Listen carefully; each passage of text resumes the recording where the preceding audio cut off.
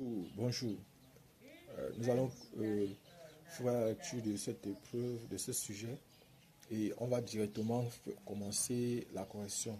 Donc, nous avons déjà fait la correction de cet exercice, nous allons faire pour d'autres. Donc, voilà par exemple le sujet. Épreuve 1. Exercice 1. Mouvement dans un champ de gravitation, 7 points. Partie 1. Mouvement de solides.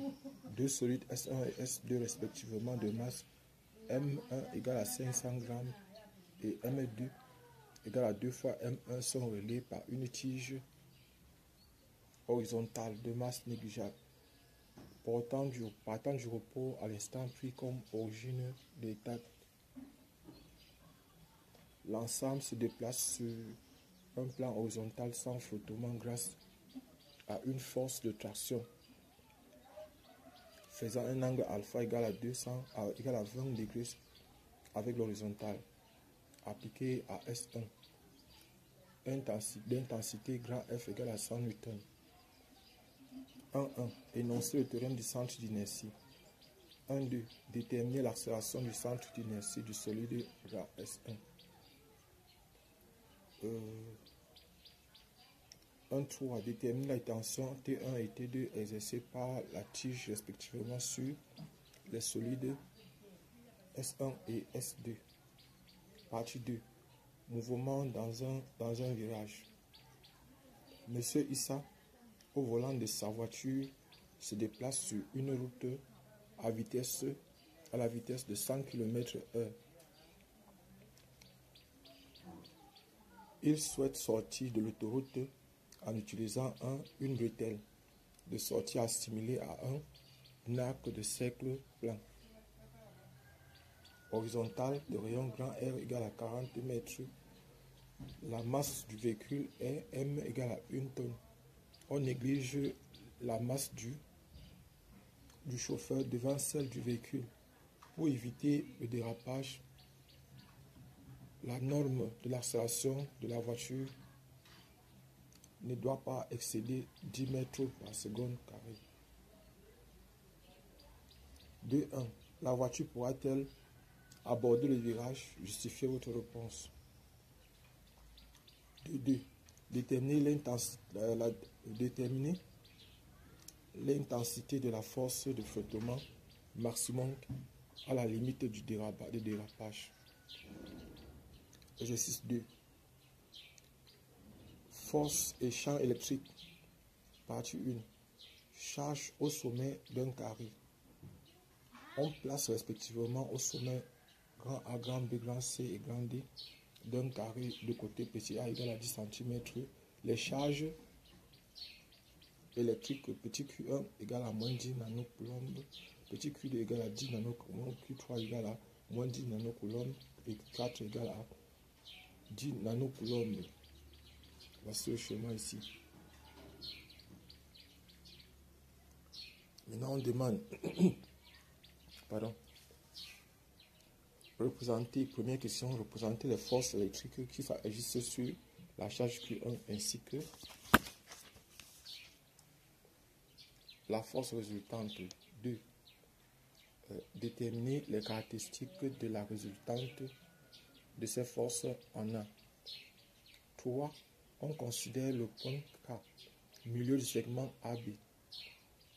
Déterminer les caractéristiques du champ électrique en K. Donné K égale à 9 fois 10 puissance 9 unité du système international. Partie 2. Accélérateur de particules.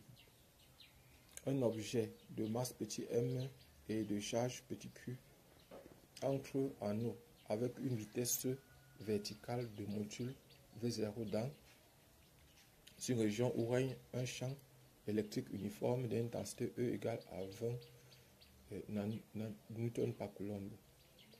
Voici le schéma. Première question. Appliquer le théorème du centre d'inertie à l'objet, puis déterminer son accélération dans cette région. 2. Déterminer le temps qu'il faudra à cet objet pour sortir de cette région. Donné la masse égale à 10 grammes, Q égale à moins 0,02 coulomb V0 égale à 10 mètres par seconde. Champ électrique règne sur une hauteur H égale à 5 mètres. Exercice 3. Mouvement dans un champ magnétique. Dans cette partie, on suppose que les ions se déplacent dans le vide et que leur poids est négligeable devant les autres forces. Un faisceau de particules alpha dans l'hélium pénètre par une ouverture O d'une plaque avec une vitesse horizontale de module V dirigée vers la droite. C'est une région où règne un champ magnétique uniforme. Donc voici le schéma ici. Maintenant on dit, première question, indique le sens du champ magnétique dans cette région afin que les particules soient déviées vers le bas. Deuxième question, donnez les caractéristiques de la force que subit un ion dans cette région. Troisième question, bon, on a dit 2. Encore, établir l'expression du rayon de la trajectoire d'un ion dans cette région. Troisième question, déterminer à quelle distance de O l'ion pourra rencontrer la plaque. Quatrième question, déterminer la fréquence du mouvement de l'ion. Cinquième question, comment varie cette fréquence si on double la vitesse initiale? Donnée. Vitesse égale à 1,6 fois 10 puissance 5 mètres par seconde. B égale à 10 millitesla. E égale à 1,6 fois 10 puissance moins 19 coulombs. La masse de la particule alpha égale à 6,64 fois 10 puissance moins 27 kg. Donc voilà l'exercice. Nous allons directement commencer la correction. Donc, comme ça. Solution.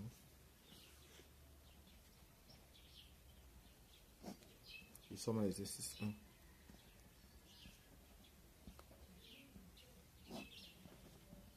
Partie 2.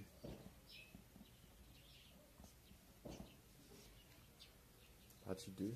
Et maintenant, ce qu'on va faire, c'est, on a déjà lu, maintenant, on va faire le schéma.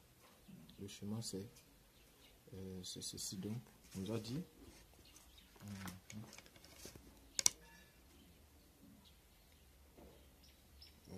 on a dit que bon, la voiture pourra-t-elle aborder le virage? Justifiez votre réponse. Donc, on a 2, 1. Vérifions. Si la voiture pourra aborder le virage. Pour cela, on va calculer l'accélération. Il faut que l'accélération soit inférieure à 10 mètres par seconde carré. Pour cela, on a ici déjà, on a la vitesse qui est égale à 100 km par heure. On va convertir ça, fait 100 000. On va convertir à mètres par seconde, divisé par 3600 secondes. Ça, c'est mètres ici. Pourquoi? Parce que, n'oubliez pas, une heure égale à 3600 secondes. Et 1 km égale à 1000 mètres. Donc, ça va faire 27,78 approximativement mètres par seconde. Donc, voilà ce qu'on trouve. Et maintenant, on va calculer l'accélération. On sait que durant le virage,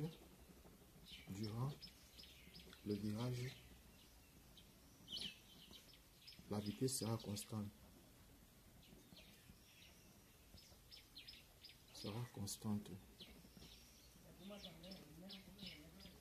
De la norme,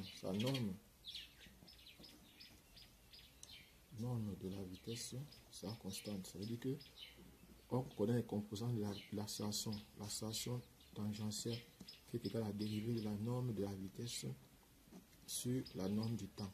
On a l'accélération normale qui est égale à v carré divisé par r.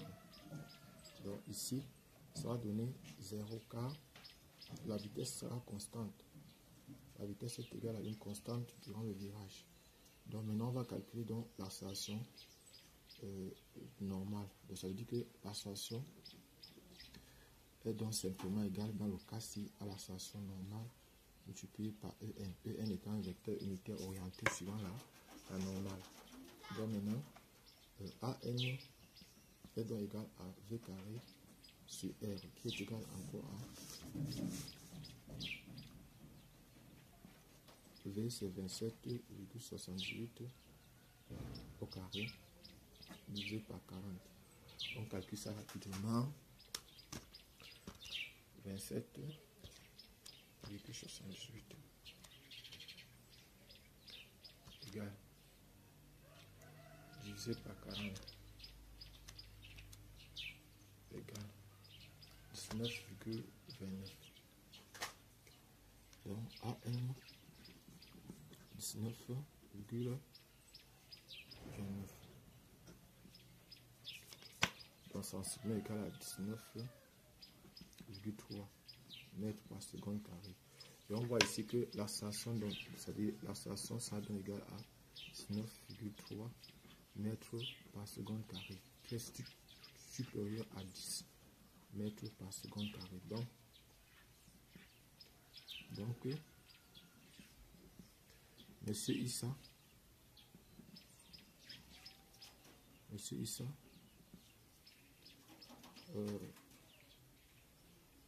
ne va pas aborder le virage.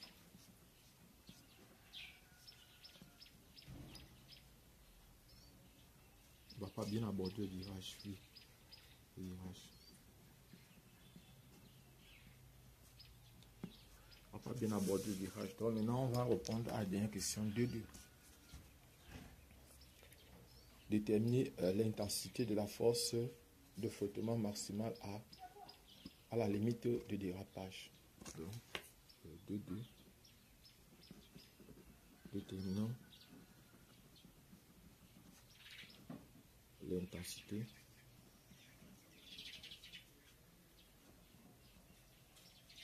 de la force de résistance à la limite de dérapage. Donc pour cela, on va écrire, on a sur l'objet. Donc déjà, on va faire un petit schéma. Et voici, on aura par exemple toujours, voici notre acte ici. Voici notre objet ici.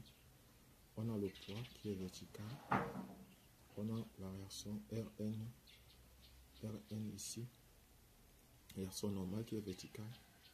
Ici, on a l'accélération normale qui est orientée vers le centre du mouvement.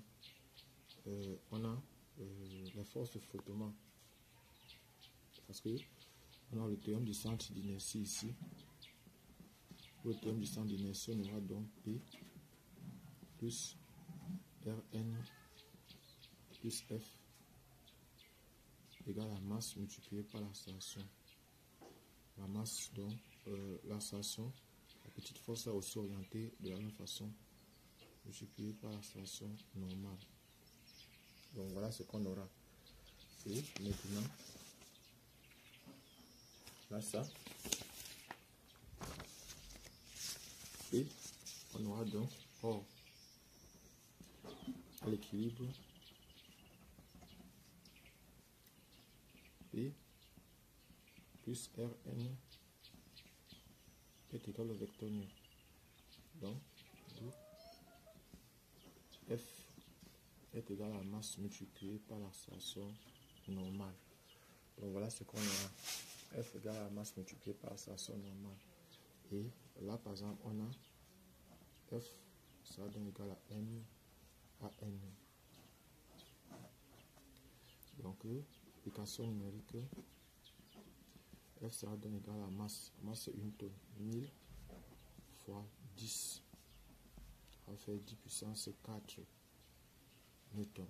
Donc la force là, donne une force de 10 puissance 4 newtons. Ou encore 10 000 Newton.